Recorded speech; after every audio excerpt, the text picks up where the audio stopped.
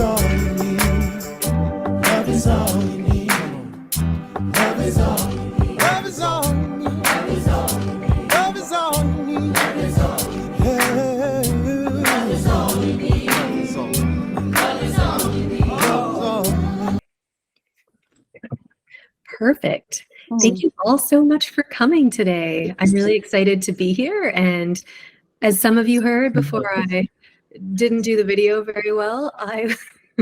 We also have this ability to stream music sometimes when it works onto Google Meet. So today what we're going to do is get ready with our Love Actually themed holiday survival guide for healthcare professionals, and it's in honor of the film's 20th anniversary, which definitely makes me feel old, but I also think it's the best movie out there. You probably hear my cat in the background, but as people continue to join us, I hope, let me know how you're doing today, if you're getting ready for this week, and I know I'm excited to be here with you, so thanks again for coming. If you are on Google Meet, there's an option to mute yourself. If you go to the bottom, there should be a microphone icon. And if you click it and it turns red, that means that you're good and you're muted. But I would love to see you on camera. So thanks to those of you who have left your cameras on. And if you have a question, I would love for this to be interactive. So please go ahead and unmute yourself. Don't feel like you need to stay quiet, but if you are more comfortable typing something in the chat, that's totally fine as well. I'll make sure the chat stays open here. And then I don't know if all of you have been following along and getting the emails, but I'll just put the workbook link into the chats here in case you haven't gotten it. So there's that one. And there's this one. There we go. And then if you would also like, if you're in Facebook and you'd rather come and join us on Google Meet so it can be, I don't know, a little more interactive, there is the Google Meet link to join. And then if you aren't registered, which I believe all of you who are here with me live are, which is amazing, I'll just send you the link to register in the Facebook group so that you can be eligible for prizes. For those of you who participate in the workshop this week, and there will be little homework assignments, nothing too crazy, you are eligible to win a spa gift basket, an Amazon gift card, as well as a grand prize, which I'll announce in a few minutes. If you are using the workbook, you're welcome to follow along. There's some fill in the blanks as well as questions that go through the material that we're covering, and then at the end of every day is the homework assignment, which you can write into the into the Facebook group. Well, hey, Christy, thanks for joining. All right. Christy, I don't know if you have the workbook link or you can see this, but if you can't, let me know, and I'm happy for you to unmute yourself if you have any questions. I would love not to be talking to myself on the screen. It's always more fun. So before we get started, I'd just like to do a brief check-in, kind of a mini meditation, especially since I think a lot of us are rushing to be at our computers after a busy day. So if you're comfortable, you're welcome to close your eyes. Otherwise, you can keep your eyes open.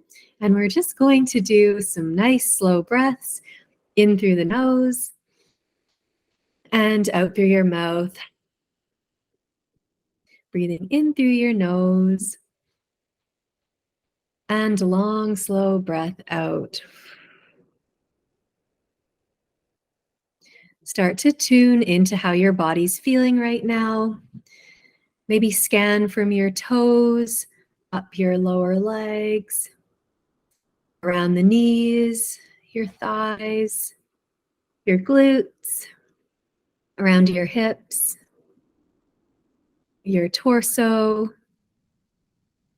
your chest, just bringing each area into your mind's eye, scanning, and then coming up your right arm from your hand, through your forearm and elbow, up into your biceps, triceps, shoulder, and then your left arm from your fingertips, moving up into the hand, the wrist, through your forearm, across the elbow, into your upper arm and your shoulder, and then scanning up through your neck, into your face, and up to the top of your head. How are you feeling in terms of tension through these areas? Is anything feeling hot or cold or uncomfortable? And how easy is it for you to be sitting right here? Do you feel like you're a little bit antsy and worked up after a busy day, or are you able to just relax into your space? If you're in Wisconsin, it might be pretty cold, but hopefully you've got your heat on and you're at a comfortable temperature. And then let's just have you try some straw breaths. So this is a breath in through the nose and a breath out through pursed lips, like you're blowing out a birthday candle. If you're sitting by a fire, even better. Feel that heat warming your limbs, breathing in through the nose, and a long, slow breath out. If you like, you're welcome to do some movement or any stretches that feel good, maybe rotating your head or making little circles with your neck or shrugging your shoulders. Just do whatever you need to do to feel good and ready to sit here for a little bit. And then when you're able to feel like you're comfortable enough to be here, you can go ahead and open your eyes.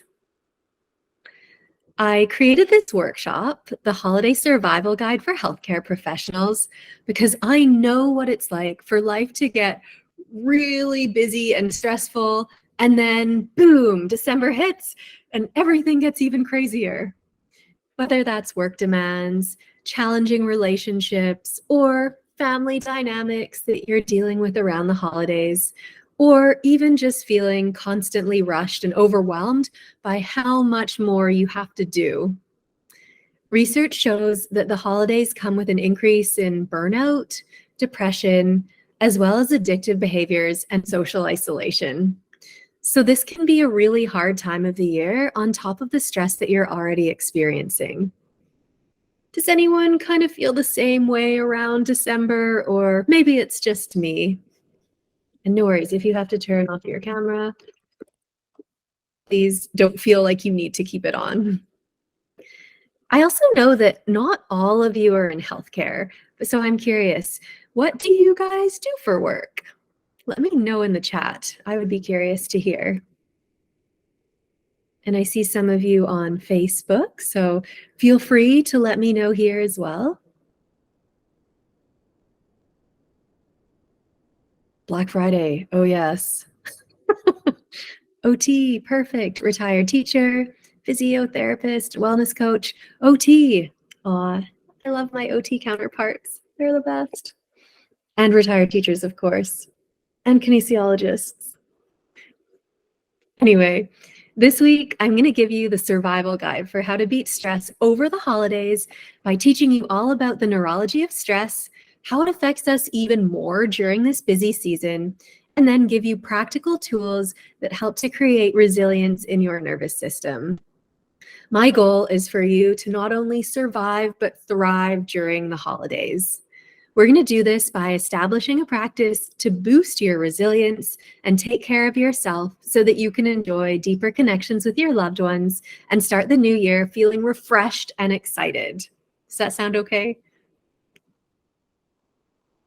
I'm going to be giving you a lot of content this week during the live sessions. These are going to be every day at 5 o'clock Pacific or 7 o'clock Central Time, Monday through Friday. And every day after the sessions, the recordings will be posted. So if you can't make the live trainings each day, don't worry about it. You've got the opportunity to catch up. And I'll also be in the Facebook group throughout the day. So if you have any questions, please pop them into there. And I'm happy to help you outside the live sessions. Also, I've been trying to add those of you who I haven't met before as friends on Facebook. So if you see a friend request from me, it's easier to message back and forth that way if you don't mind. But obviously that's up to you. So be sure to mark your calendars for all of the events happening today, through Friday, December 1st, because on December 6th, that's next Wednesday, all of the trainings will be taken down and the workshop will be over. You'll be on your own for the holidays after that, probably with lots of other stuff to do. So I don't think that's the worst thing. But this means that you do want to stay on top of the videos as well as the homework. And this is the best way that I can get you moving and taking action today. Plus, I do want us to have a little fun as we're learning, hence the Love Actually theme. So hopefully it's a bit entertaining that way. And if you haven't seen the movie, which I would be shocked about, then, or you need a refresher, then you have my blessing to go and watch it sometime this week. And even though I did think about this in hindsight, really the only healthcare professionals in the movie are the people at Sarah's brother's facility. There are still universal themes of love and connection, communication, redemption, as well as embracing our imperfections that we can learn from.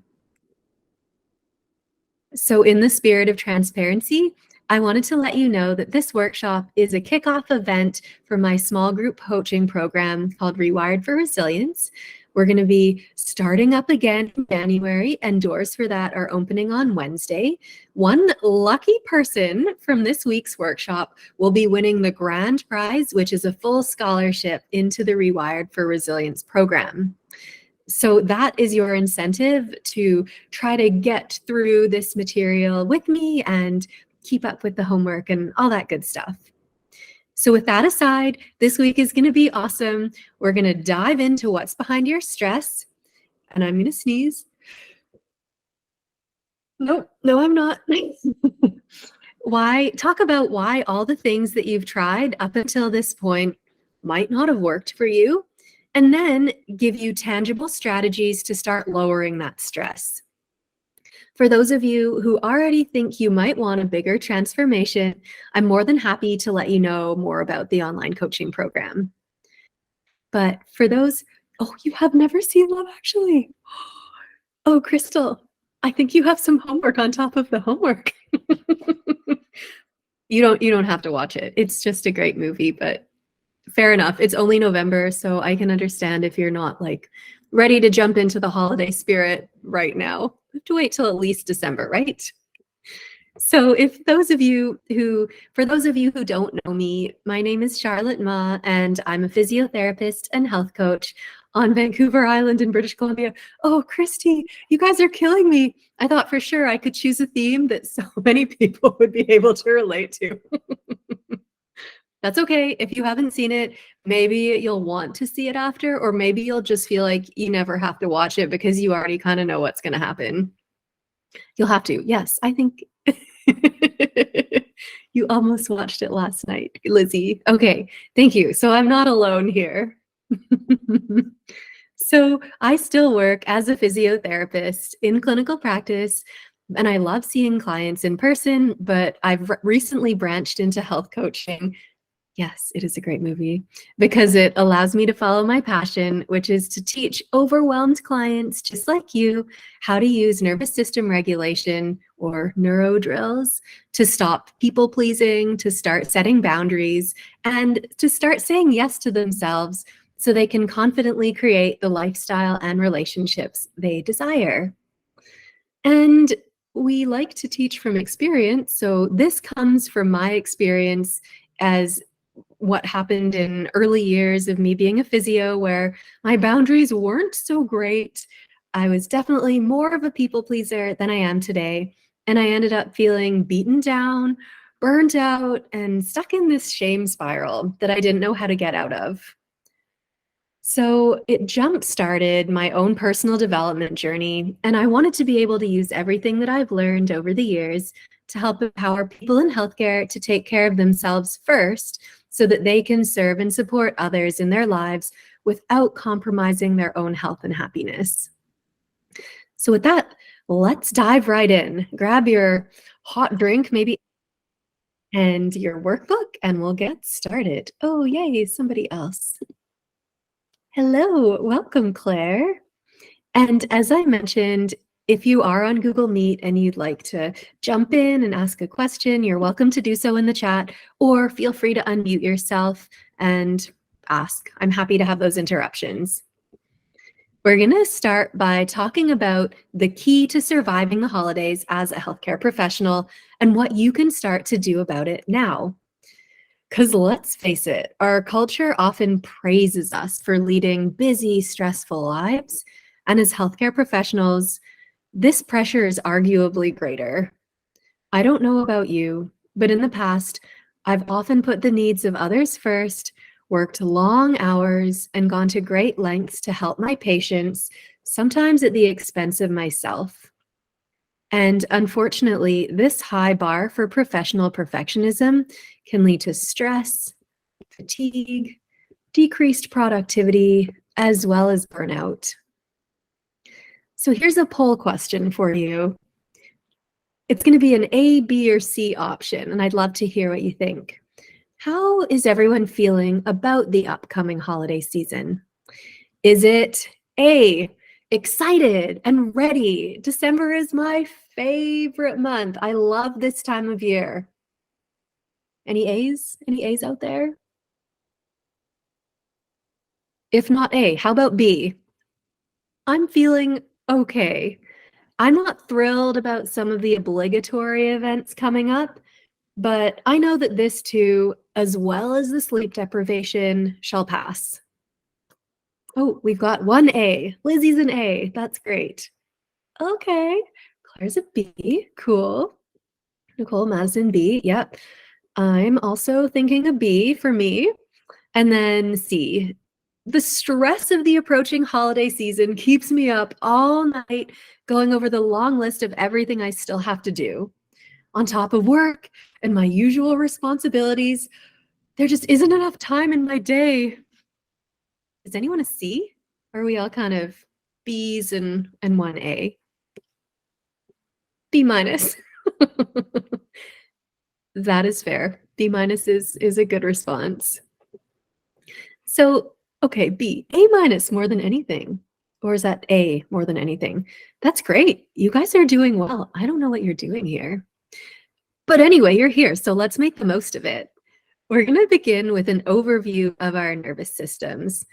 For those of you who already feel pretty familiar with this, just bear with me as we bring everybody up to speed. So, what do we mean when we talk about the nervous system? The nervous system refers to the cells or neurons that make up the central and peripheral nervous system. And the central nervous system is our brain and our spinal cord, whereas the peripheral nervous system are all of this nerve cells leaving the spinal cord and going out into our body and limbs. And these nerves conduct information between different areas of our bodies using electrical signaling pathways. It was thought way back when that the peripheral nervous system was only outgoing and, even to like organs, systems like our stomach and our heart, but now we know that it's bidirectional. So if you're following along in the workbook, our nervous system does three main things. Number one, it receives input from all of our different systems, like our vision, our hearing, our vestibular system in our inner ear that helps us with balance, our sensory proprioceptive and interoceptive systems. Our proprioceptive system is what helps us to know where we are in space in terms of orientation to gravity, and like I know where my arm is without looking at my arm. The interoceptive system is that felt internal sense, so maybe feeling your heart racing or your digestive tract moving. And all of that input comes up into our brain, and then number two, our brain, our nervous system interprets that information so that it can make a decision about it. After that interpretation process, the brain or the nervous system will generate an output. Basically, this works as a loop. We're taking information in, figuring out something about the information, and then generating an output. So if you think about something that's going on in your life, or maybe with your clients, could be pain or a limiting belief, I'd like you to consider this for a second. If the outputs are the problem, do you want to focus on fixing the outputs? That would be, I don't know if you've been in, let me know if you've been in this situation. If you have been in a bad mood or you've been upset, and then someone comes up to you and they're like, hey, calm down. No need to be mad. That kind of makes me crazy, but that would be like trying to fix the output. Or if you're really impatient and you've been waiting for hours, say you're waiting on hold, and then somebody just tells you to be more patient. Like, does that usually fix the problem, or does it sometimes just make it worse? By the way, welcome, Catherine. Thank you so much for joining us. Since you're on Google Meet, you're more than welcome to ask a question either in the chat or you can unmute yourself and ask a question. Are you guys doing okay so far? I'm going to take that as a yes. So this means that if we can't go to the outputs necessarily to make the change in our nervous system, what we will be able to do is take a look at either the inputs or the decision-making process to affect the outputs. And usually going back to the inputs is the best option because we're forcing our brain to do a new level of interpretation and decision-making because it can't use the same filters as before, and then it has to make a new output. By performing the three main functions of receiving input, interpreting it, and then generating an output, our nervous system is then able to achieve its overarching goal, which is to keep us safe and ensure our survival. So no matter how stressed or tired you might be, I know that because you're here today, that your nervous system has been successful in achieving its survival goal. High five. So let's break it down a little more from here.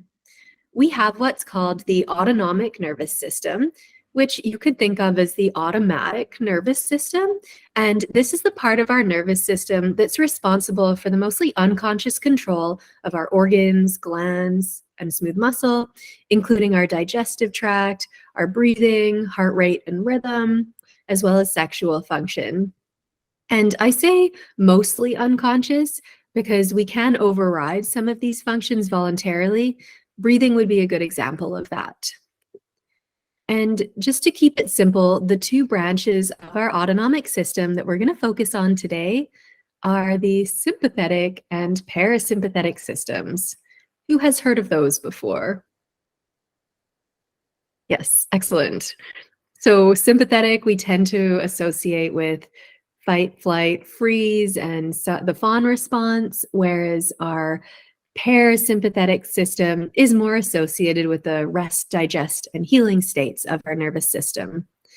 You can think of them as being on two ends of a spectrum or being kind of opposite responses, which means it's really hard to be able to rest and digest fully when our nervous system is in that more activated sympathetic state. And I missed Lizzie's comment. It's her favorite season. She loves Christmas and the birthdays and getting a clean slate for the new year.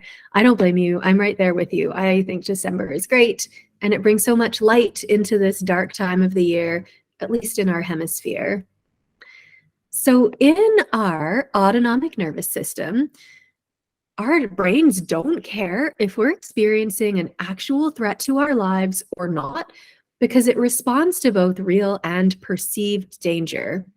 So the same system that kept our ancestors safe from predators can now be triggered by lesser dangers, like a looming work deadline or a stressful conversation.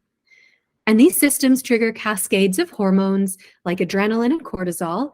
Adrenaline is our short-term stress hormone, whereas cortisol is our long-term stress hormone. And these release fuel stores in our bodies in the form of glucose. And this allows us to take action in the face of a threat. And while this is great in the short term, a lot of you probably know that chronic cortisol exposure can be really detrimental to our health. And the part of the brain responsible for triggering our threat response is called the amygdala, and it's located in our old brain or lizard brain.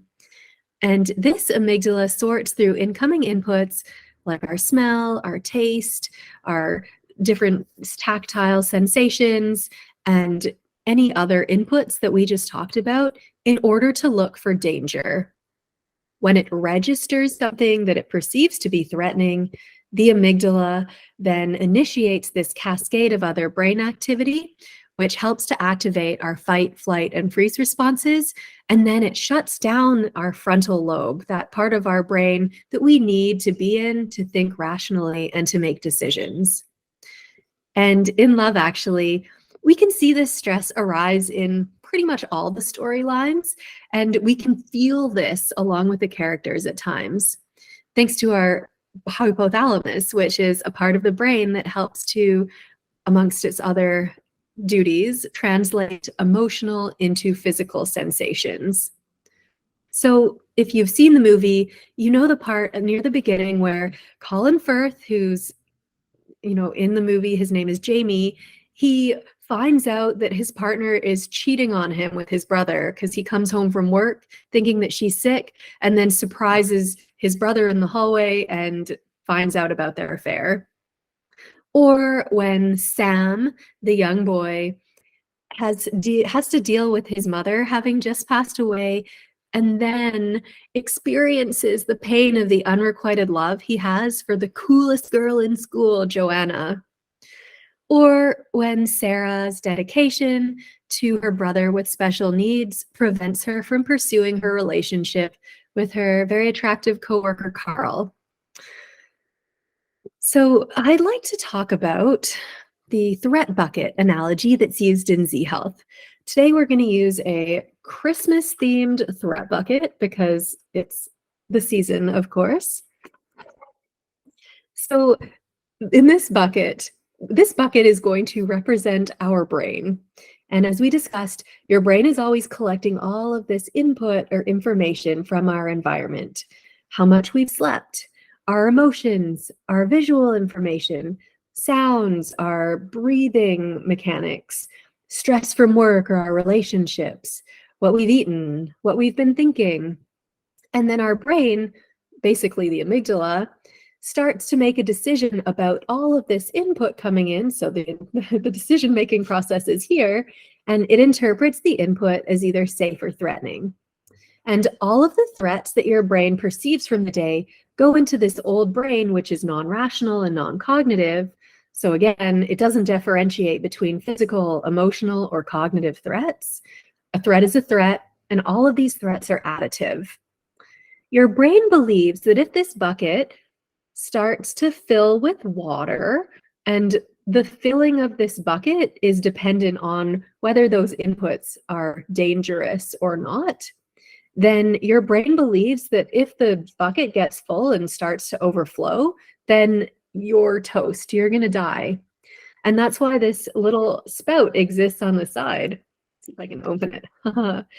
So if the threat starts to rise, then your brain needs to produce an output in order to get your attention. And that's an action signal so it can protect you. So think of the threat starting to rise in this bucket. And then when it gets to here, instead of being allowed to overflow, it starts to come out the side of the bucket as an undesirable neurological output. So you can think of this as pain is a big one, chronic fatigue, anxiety, migraines, maybe issues with digestion, things like skin rashes, insomnia. And these are the things that we then pay attention to so that we change our behavior and move away from what our brain believes is dangerous. And that, again, is just the opinion of our brain. It doesn't necessarily have to be a true danger to our safety. So back to our loop, if you can deal with the inputs to this system, then the bucket doesn't have as much threat rising in it. And then these outputs go away because you've lowered the threat and the outputs are no longer necessary to get your attention. Does that make sense?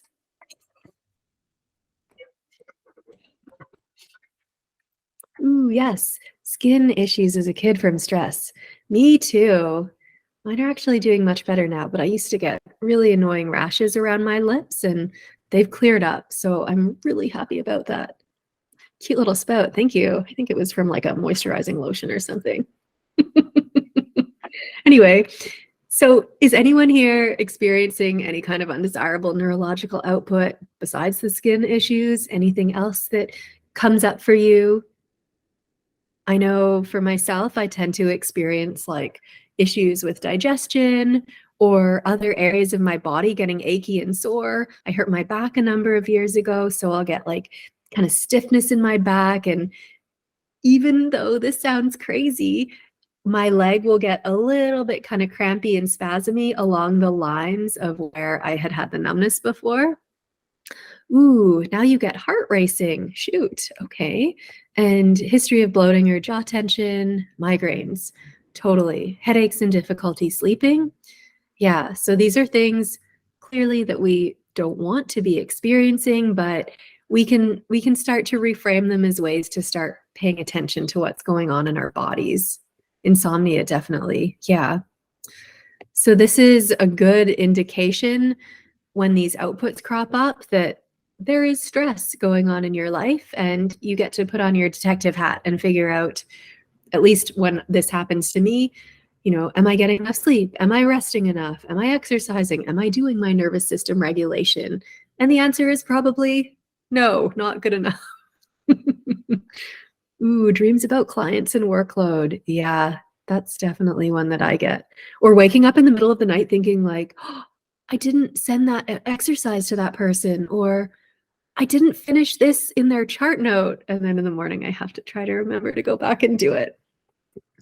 So, what I'd love for you to get from all of this is that once we can learn how our nervous systems are communicating with us, then we will have the capacity to start deciphering the language that it's using and take those signals as a way to start changing our behavior.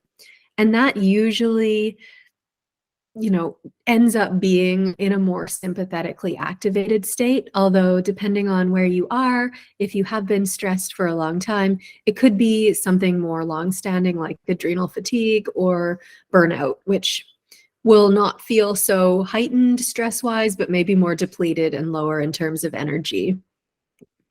I know my biggest aha moment when I learned this is that in traditional healthcare, we've gotten it all wrong. We are so focused on treating our outputs or symptoms rather than our input systems. When we can start to change our inputs using nervous system regulation and neuro drills, this helps to regulate that threat perception in our nervous system so we can begin to calm down our old brain. And that means it's not as hypervigilant or responsive in predicting threat, but instead we can integrate, regulate, and then stay in the present moment. And if we think back to this threat bucket, it means that we're not getting threat rising and falling constantly to produce those outputs that are catching our attention all the time. And maybe that means we're not losing our temper when we have a conversation with our partner after a long day at the clinic or the hospital, or feeling frustrated by the bureaucracy in our work organizations that we don't really have maybe a lot of control over. We can start to let these little things slide, which means we won't have to ride that roller coaster of our threat level coming up and down, producing pain, migraines, anxiety, fatigue, gut upset, brain fog, all of that fun stuff. And even though I can't promise you that you'll never feel stress again, I wish I could promise you that. I'll let you know when I find out. What I can guarantee is that when you start to pay attention to the outputs that your nervous system is giving you and begin to change the inputs, you'll start to navigate stress with a lot more agility and resilience. And overall, this is the process that will allow you to build trust with your body, either again or maybe for the first time, depending on where you're at. Does this make sense to everybody? And do any of you have any questions? I can see some people here in Facebook. So yeah, let me know if all of you are doing okay so far. Good. Okay. Thank you for the thumbs up. Perfect. So what I'd like to say in the context of this workshop is that I'll kind of be using the terms nervous system dysregulation interchangeably with burnout or overwhelm or stress, and more likely chronic stress as opposed to acute stress. So when your nervous system is dysregulated, it usually means that we're in a more sympathetic state of our autonomic nervous system.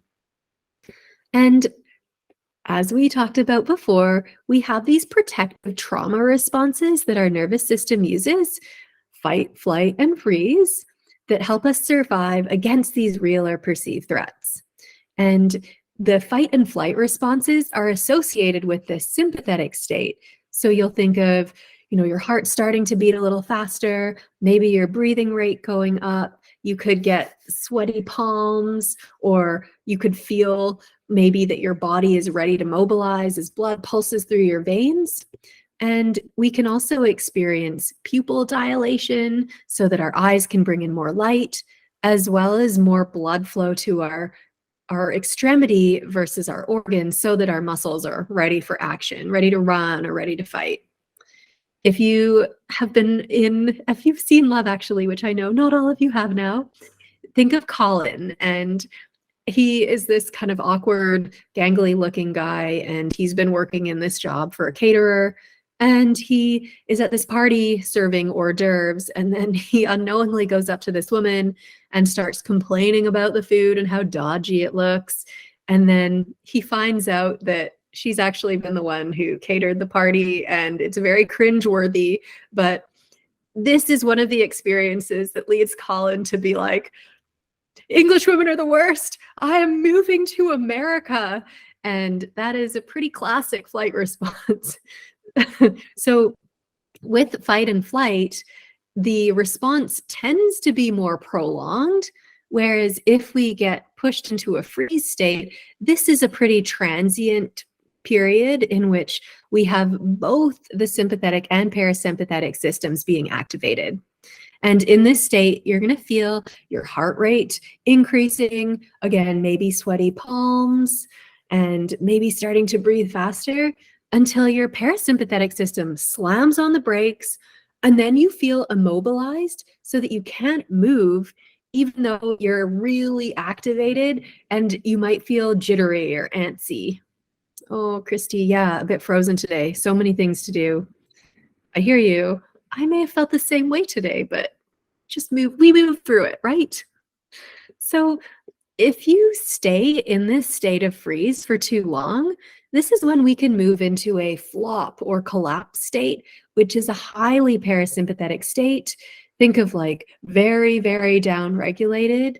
And an example of this is when you see an animal, like imagine watching a video of a lion hunting a zebra on the savannah, and the lion has basically caught the zebra, and the zebra knows that this is the end.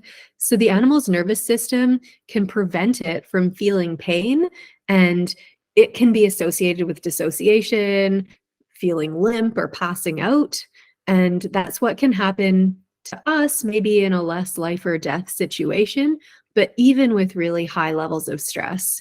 So one of the examples from Love Actually, which makes me really sad, is how Emma Thompson's character, Karen, initially finds this wrapped up box in her husband's coat pocket, and she opens it, and it's this beautiful gold necklace.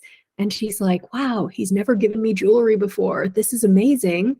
And then when they get to open an early Christmas present before the kids' school concert, she picks the one that looks like this box, and she gets all excited about it because she knows what's in it. And then she opens up the box and finds a Joni Mitchell CD inside. And you're just like, oh no, more on that later, who the necklace gets to. But, oh, Lizzie, I felt myself dissociating during patient care today as I learned one of my old patients passed away. Oh, I knew it was coming, but shocked, but was with the patient, so couldn't really take a moment. That's so hard. I'm sorry, Lizzie. That's one of the hard things about working with the elderly, hey? Or anyone getting close in relationships with anyone in a healthcare space. So after the initial danger has passed, say you're in a transient freeze state or you're in fight or flight, we can also see the fawn response come about. And this is more of a behavioral response in which you try to placate a predator by attempting to create social connection, even though you're in an activated threat response. And it's a more sympathetically driven state, which means that we can still feel nervous about doing it, but we end up doing things like people pleasing, trying to placate other people, or mirroring the actions of the threat or the predator to bring about connection so that you can stay safe. And the fawn response can also be associated with poor boundaries in which you give of yourself or sacrifice your need for authenticity in order to maintain connection, because we're social creatures as humans. My Love Actually example here is where Juliet, who's played by Keira Knightley, is sure that her husband's best friend Mark hates her because he's really standoffish and he seems to avoid her at all costs. But she knows that he was recording their wedding, and she got her wedding video back and realized it was like blue and there were wobbly lines through it. So she's like, oh, Mark, he has this video that he's taken. So she goes over, she tries to call him. It doesn't work out. He's like, oh, sorry, I'm busy. No, I don't know where it is. So finally, she shows up at his house with pie in hand, and she's like, hey, Mark, I know you've never liked me, and all I want to do is see a picture of myself in a wedding dress that isn't blue. So he really reluctantly lets her into the apartment, and she gets to watch the footage that he's taken at their wedding, which she realizes is zoomed into her the whole time. And it's then that she realizes that he has a crush on her, as that he then awkwardly flees the scene, another flight response, in the name of self-preservation. But she tried and tried and tried, even though she told him she didn't think that he liked her. She was trying anyway because she wanted to get this video out of him. And then later in the movie, this is one of the fun scenes that I tried to replicate in a Facebook Live yesterday. We see Mark come to Juliet and Peter's door with poster boards and a boombox in hand. And this is the iconic scene in which he uses his Sharpied posters to express how he really feels, because it's Christmas, and at Christmas you tell the truth, and declares his love for her. And Juliet gives him a kiss and then returns to her husband. But anyway, I've always wondered, like, what happened when Juliet went back inside? Seems a bit weird to kiss your husband's best friend, no matter what the situation is. And was this just her people pleasing a little bit more? Did she feel sorry for him? Yeah, what do you guys think? Lizzie maybe thinks so too. Yeah, debatable, hey? Maybe we'll just have to get a question into the producers. Have any of you here ever agreed to do something that you didn't want to because you were afraid to say no? Maybe at work or in a relationship or with your kids? Yes. Oh, thanks for sharing, Marty. Yeah. Whatever the situation was, if you had any kind of resistance or fear around setting a boundary, what I want you to know is that this automatically means that your nervous system or your amygdala sensed threat, and that level in your threat bucket was rising. And maybe the output produced was frustration or anger or anxiety, or maybe this manifested in a more physical way, like a headache or some kind of muscle soreness. So what I'd like you to do in your workbook under day 1 is to write the answer to this question. What do you believe about stress and its impact on your life? And it could be something new you've learned today, or it could be something long-standing, like stress pushes me to work harder, or stress has a negative effect on my health, or stress is a warning sign that something more serious is happening in my body. So I'll give you like a few seconds to work on that. And then I have a follow-up question for you afterwards.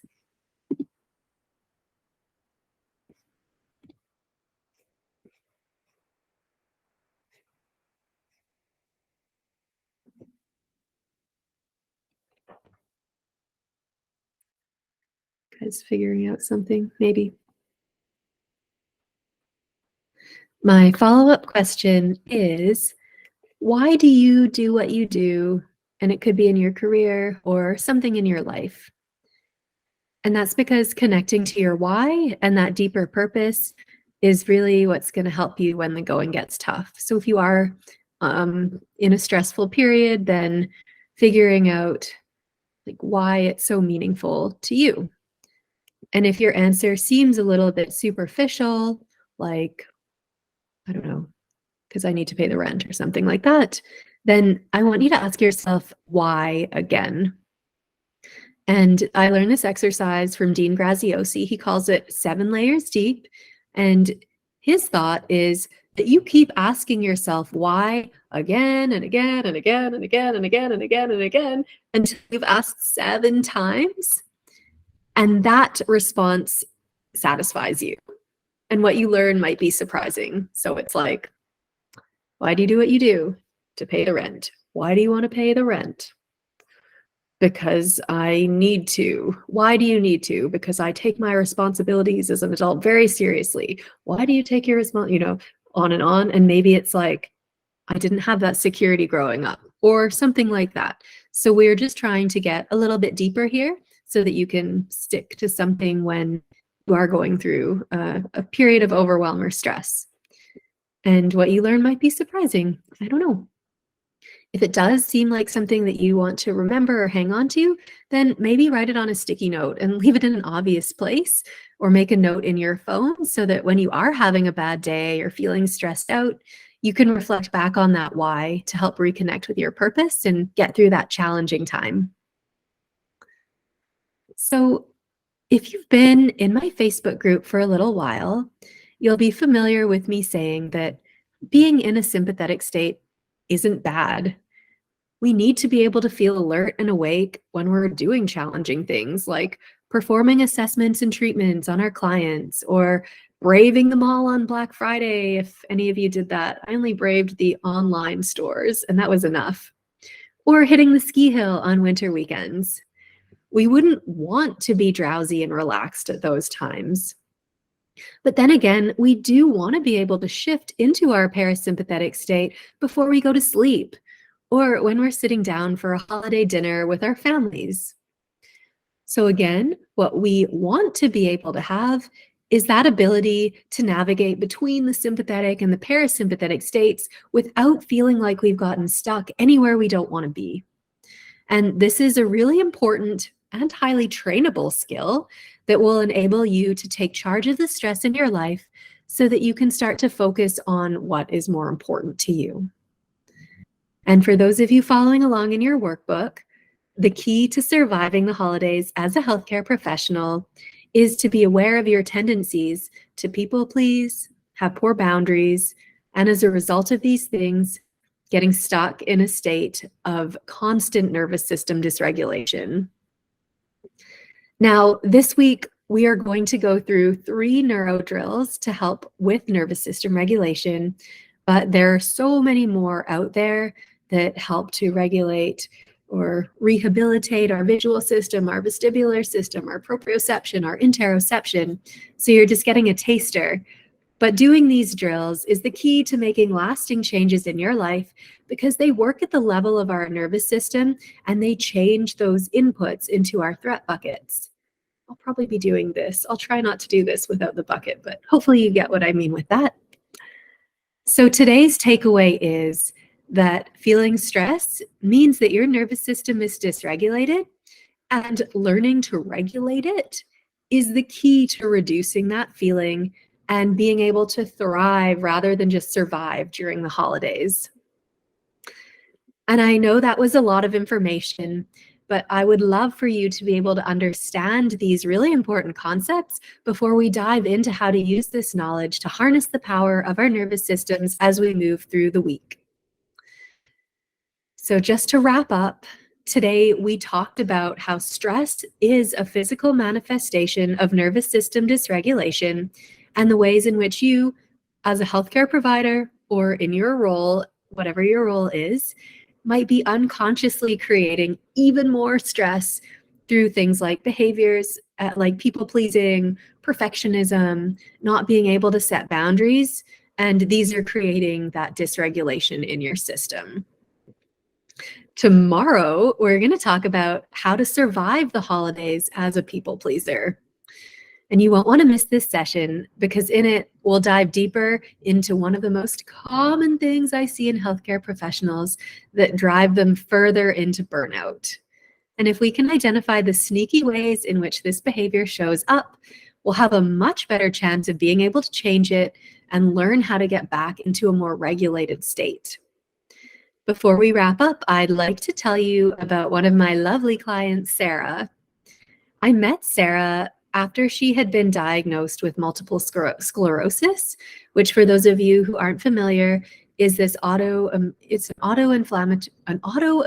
inflammatory disorder in which the body attacks the myelin covering of nerves, and it can be pretty debilitating. As you might imagine, receiving that diagnosis was one of the scariest moments of Sarah's life. Up until that point, she was excelling in her roles and working overtime as a mom, a busy career woman, and as a wife. She's one of those people who loves her job. She's like an Energizer bunny and puts in 110% all the time.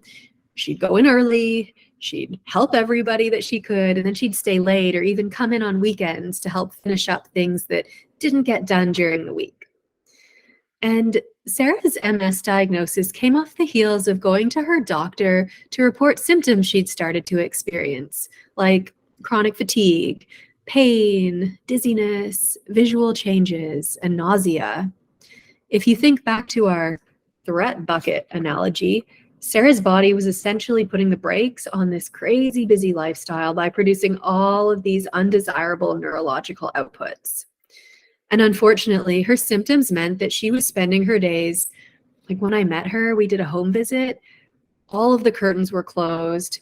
She's sitting in the dark. She can't use screens, mostly lying on the couch all day, virtually unable to drive, embarrassed that she couldn't clean, that she was relying on her husband for cooking and all of the duties that she was used to doing, as well as looking after her kid. And so she was obviously not in a good place.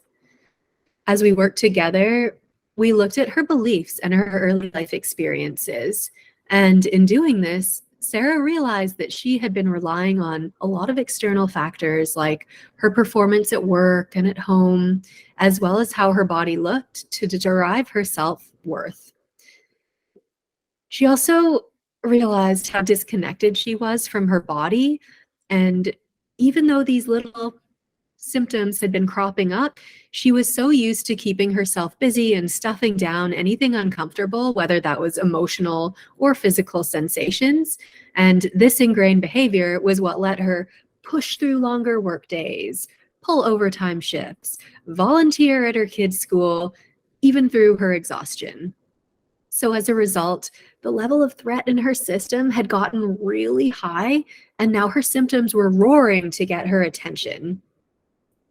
Because Sarah was so practiced at disconnecting from her body and her emotions, we did a lot of mindset work and belief rewiring to create safety so that she could feel those emotions, as well as accept herself and the condition that her body was in. And this was really hard for her. We also used gentle nervous system regulation techniques that allowed her to gradually come back into her body and feel those sensations without creating further threat.